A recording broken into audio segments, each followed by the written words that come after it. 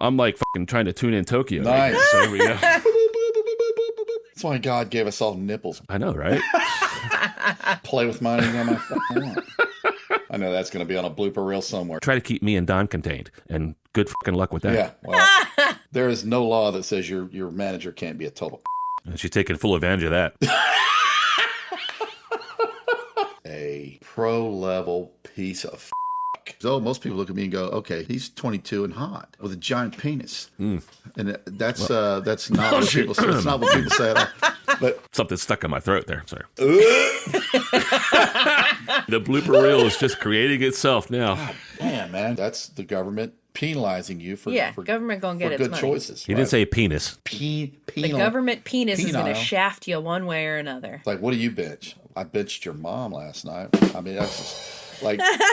I'm Jake Jacobs. This is Sammy. This is the Don. And you're listening to What the Fuck?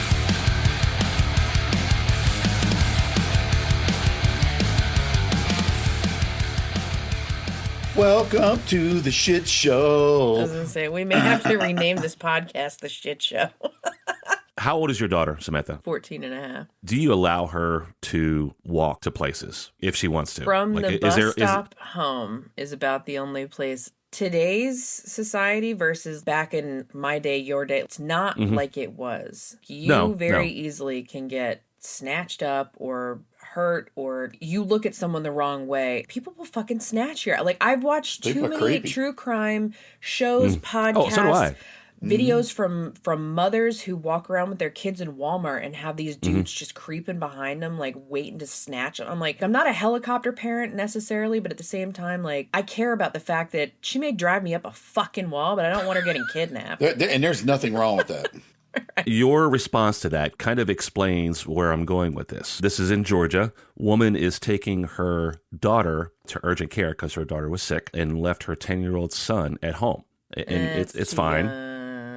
I don't like that. So then again, this kind of explains part of where this story's coming from. While mom is at urgent care with daughter, 10-year-old son decides that he's going to walk down to the store, which he's done a million times as a 10-year-old, and it's less than a mile from his house. So as he's walking to the store, he's like almost there. An old biddy, is how it was described in the news piece, saw the young man walking by himself and called the police because this 10-year-old boy was walking down the street in this little town in Georgia. So the police showed up, questioned the young man, and he's like, yeah, I live right down the road. I'm walking to the store. I do this all the time. So they call the mother, and the mother, leaves the urgent care. They arrest the mother for child endangerment. She gets out of jail, and 3 months later, the district attorney has dismissed the charges for now. She got charged with a misdemeanor. I feel like that was a bit of an overreach. They also wanted her to take some type of parenting classes. And she's like, I have 3 kids. He's the youngest. That's, I feel, a little extreme. The only time I've left her home alone when she was sick and I was out door dashing, it was like, I left her here, but I could still check in with her and the cameras, and I'd pop into the house like every hour just to be like, hey, you good? You good? You need anything? You good? Okay, 14-year-olds babysit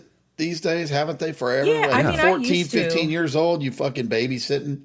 You're in charge of other people's children while you're out drinking? Like, she may be 14, but she's got the mentality of, like, she doesn't make great decisions. I guess this happened like on a break, like a spring break or something, or a fall break. It was obviously not a school day, right? Yeah. And she even told the police, he walks to the store all the time. It's like 3/4 of a mile. Did he tell me he was going to do that? No, I mean, there's kids that play around in the neighborhood, and I do see some walking or whatever. But if it was a 10-year-old that was small for his age and looked a lot younger, then I'd be like, why is this tiny child meandering about? Where's like an adult? But if my child, who at 14 is taller than me, and I'm 5'6", she's probably creeping up on like 5'8" now, I would have less of a qualm because I'm like, oh, you're a giant child. Because this one has run away from home at a very young age, crossed a main road to go over to Michael's at 4 a.m. because I wouldn't buy her craft supplies, and she wanted to try and buy craft supplies.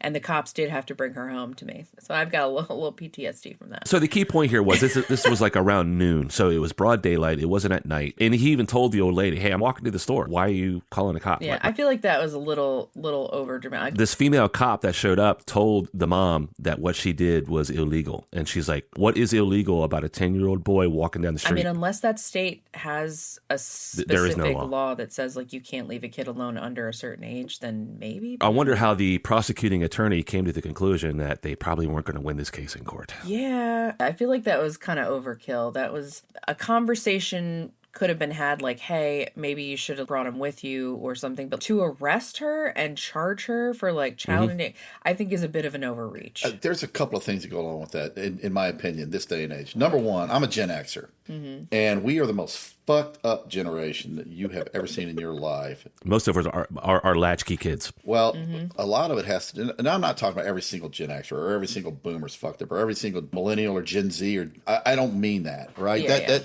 I'm not generalizing, but our generation, the Gen Xers, and we had the coolest generation, but some of these folks, these motherfuckers, a lot of times need to mind their fucking business. You got your mind, it's racing too much. I agree. You need to stay in your lane. The second thing is people tend to overly support that in which they have the biggest interest. For instance, the cop telling you that's against the law. That's illegal. Why don't you pull that motherfucking code up for me there, Sister Sue?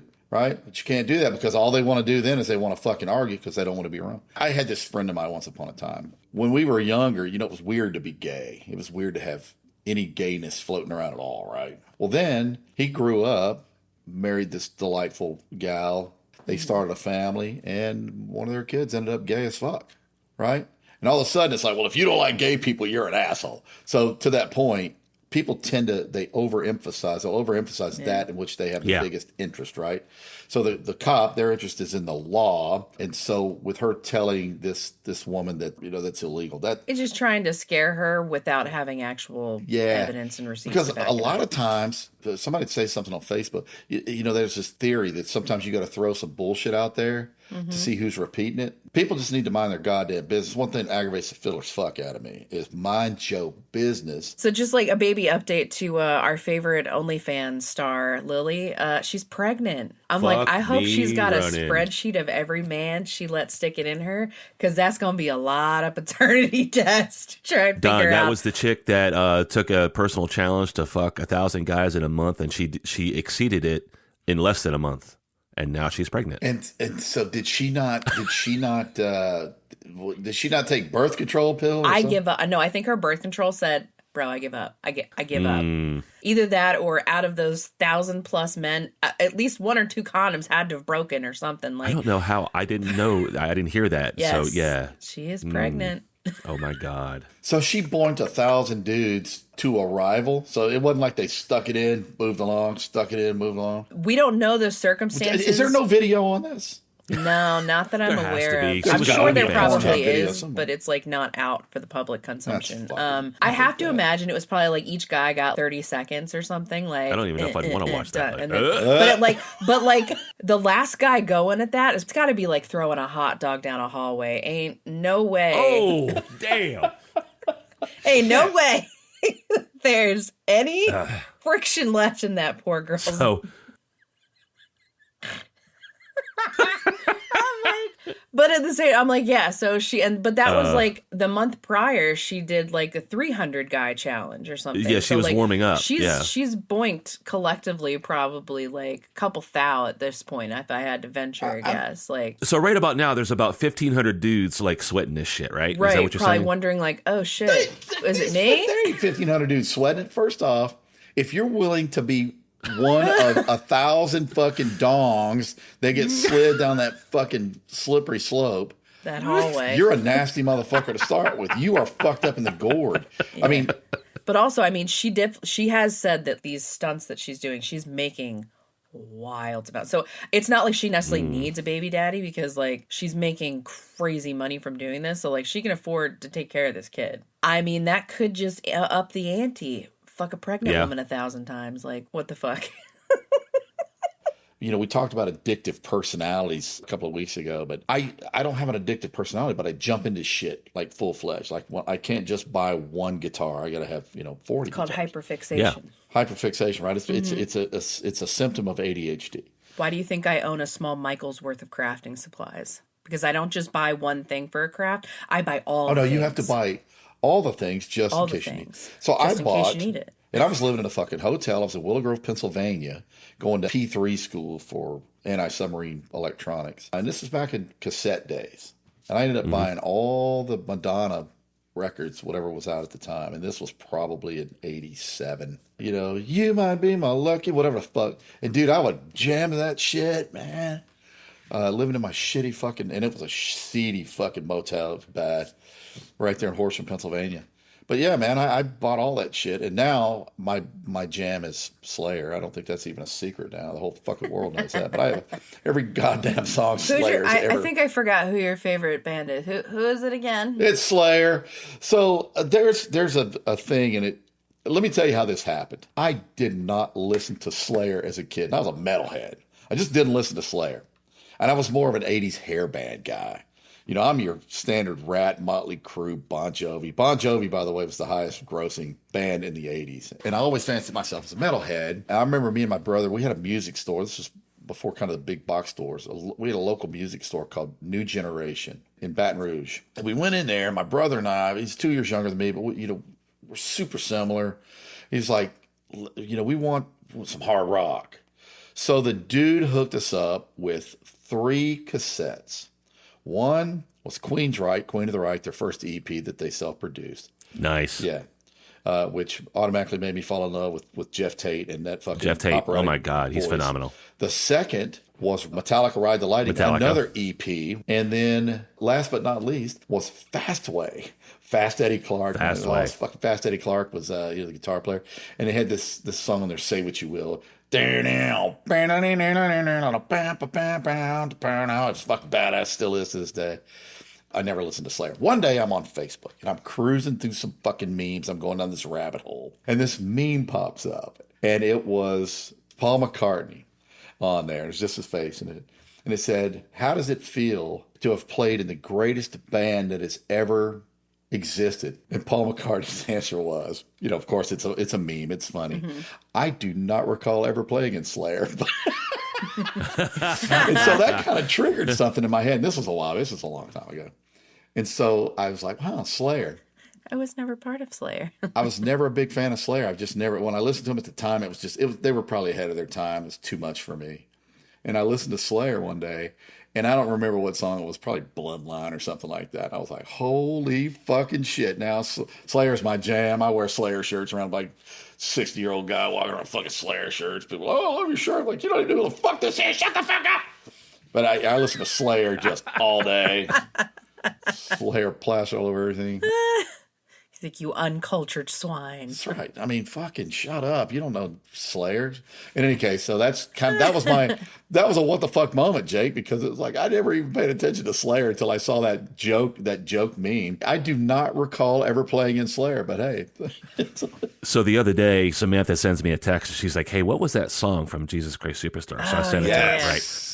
So I have kind of like a tie-in here, okay? This is going to be a music recommendation for both of you, nice. Okay? I'm writing and Don, shit you down, by the way. You may have already heard this, okay? So that song was Gethsemane, and that was from the original Jesus Christ Superstar, and that singer was Ian Gillan, who was the lead singer for Deep Purple at the time, and one of their biggest hits that everyone associates Deep Purple with is a song called Smoke on the Water. Mm-hmm. And Samantha, if you've never heard this, trust me, this guitar riff will get stuck in your head, and you'll never forget it. I don't and know that it's I've one of ever the songs. Listen to it, but I'll look it up. It's one of the songs. If you go into a guitar store, this song is outlawed. You're not allowed to play this in a guitar store because the employees will tell you to stop playing it. It is absolutely outlawed. It is a cool song, but it's an earworm. You will never forget it. Okay. Because the riff just goes. Shall I play it? Can you Hungarian meat whistle that shit?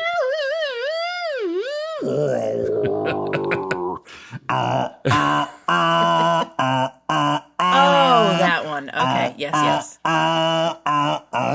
Yep.